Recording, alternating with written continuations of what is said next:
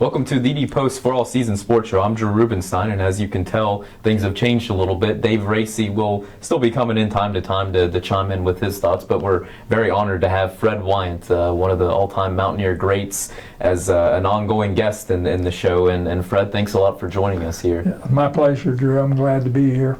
And there's quite a few topics that we're going to dive into with Fred, just over the course of your playing career as an NFL referee. You're even an author of 11 books, and then there's a variety of topics that we'll get into in the coming weeks. But where I wanted to start with, and where I think a lot of people will be interested and enjoy, is your journey to WVU and how you came into the starting quarterback role to wear 30-4 record, and obviously one of the all-time winningest quarterbacks in program history. But let's go back your Weston playing days. You're playing for the Minutemen. You're becoming one of the stars for the school. Did you always know you wanted to go to West Virginia? And what are some of your first recollections of being recruited to West Virginia? The first one was when I was a freshman. They had a banquet at the end of the year, and they brought in, the head coach was Dudley DeGroot, who was a PhD in philosophy. Mm-hmm. And I listened to him talk, and I said, I want to play for him. And he was just, charismatic, and that was the start of it. That's interesting. And I know we were talking a little bit, and you started specifically referenced your senior year of high school, and you had an offer from Davis and Elkins, and you were trying to impress West Virginia. You knew that Coach Lewis, who had replaced Coach DeGroot at that point, was in the stands. And take us back to that specific night in particular where you knew you had to make an impression for Coach Lewis.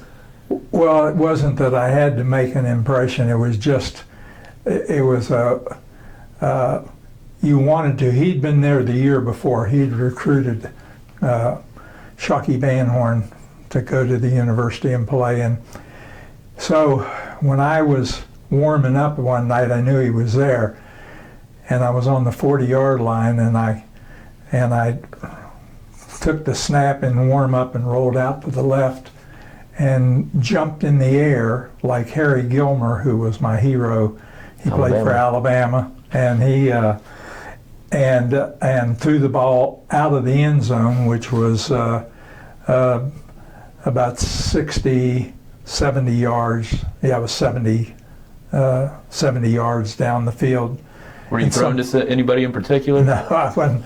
If people asked me, they said, well, who are you throwing to? And I said, nobody. I just wanted him to see how strong my arm was. And the next day he went to back to Jackson's Mill, where they were training and where we trained for 4 years. And he said, I told Coach Corum, he said, I think I found our quarterback from now on. And Coach Corum said, well, how many passes did he complete? And Coach Lewis said, he didn't complete any. And he said, he didn't complete any. And I said, well, I mean, what kind of a quarterback was that? So he hit them all, but he said he hit about 28 times, and they never caught one of them. So that was the beginning. And then when there was Davis and Elkins they had a big 6'6" quarterback that weighed about 260 pounds. His name escapes me, but he was the first pure passer in that league, and he was a good one. And he was graduating, and I was going to take his place. I was recruited for that. And then before we had a chance to do that, they gave up football, Davis and Elkins. So interesting. I took West Virginia because that's the only other scholarship I had. Wow. Was there. Well, and it certainly worked out for both sides. And before the Sugar Bowl and before any of the victories against Penn State, let's go back your true freshman year. Correct, and Furman is being the Mountaineers pretty bad, right. and Coach Lewis is looking for some sort of spark, and maybe at that point you were a confident freshman, thought that you could handle the situation, and how did things unfold from there? Well, I was a fourth-string quarterback that day, and So, but you're sitting there on the bench and you're thinking, I know I can go in there and play. And he says, Wyant, come here. The score's 22-0. We're supposed to beat them. There's 9 minutes left in the game. So I go in and I said, my throat, you just sort of gulp and run onto the field. And in that instant, when I went into the game, we didn't gain any yardage, didn't make a first down. So it's fourth down. I look over to the sideline. Coach Lewis is taking his foot and he's kicking like this. He wants a kick. Right. Well, I was used to doing pretty much what I wanted to do with the blessing of the coach in high school. I was the only one that ever started my senior year. So the last game of my senior year in high school, I carried the ball every play.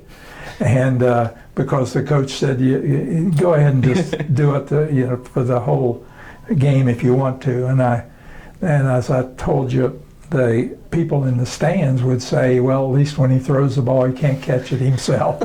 And so when we were...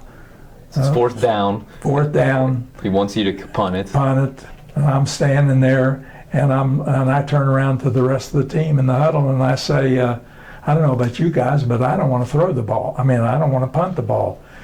And they looked at me, and it was sort of like a light bulb went off, and they said, we don't want to punt it either.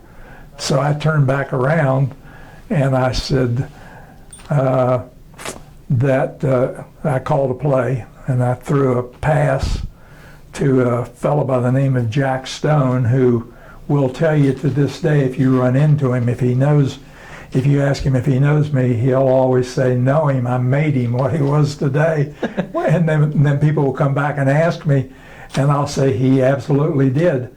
So I throw a 60-yard pass in the air, which tied Rogers' longest pass in the air. Huh. And with crippled arms, he can't lift his arms any higher than this. He crosses the goal line. He's got his hands like this. I throw the ball over top like that, came down, if an inch either way, it wouldn't have been complete. Goes in, he catches it, falls in the end zone. We get to go back, take the ball back, score again. Take the ball back, and we're moving again. Time runs out, and there was no 2-point conversion. Right. So 22 to 14, and everybody's trying to get off the field, all the players, because they were supposed to win, and we didn't. And all my friends are knowing they're going to catch heck when they get in. Myself, on the other hand, I'm standing on the sideline on this side of the field, and he walks across the field. Coach Lewis, right? Coach Lewis, and he says, boy, he said, you're going to be my quarterback from now on. He said, that is if you learn to follow directions. And I said, yes, sir.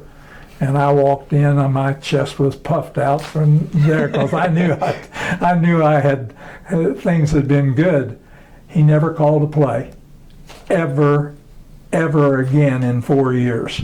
Huh. Which was because he was the type of person that he wanted you to have an opportunity to do things that would help you in later life to become a good citizen, right. Have a good business, and that's the way it started. And I started at that time. Started 34 straight games, and we won 30 of them. And if Gene Lathy hadn't gotten hurt twice, we would have won 2 of those. And so I always blame Lathy for not, because it should have been 32-2. No, that's interesting, and we'll certainly pick up more into more of your career in the coming episodes. But Fred, appreciate you coming on board here, and looking forward to it. It's going to be a lot of fun. My pleasure. All right, thanks a lot. Okay. Please continue to check thedpost.com for the latest on the Mountaineers. Thanks for watching today.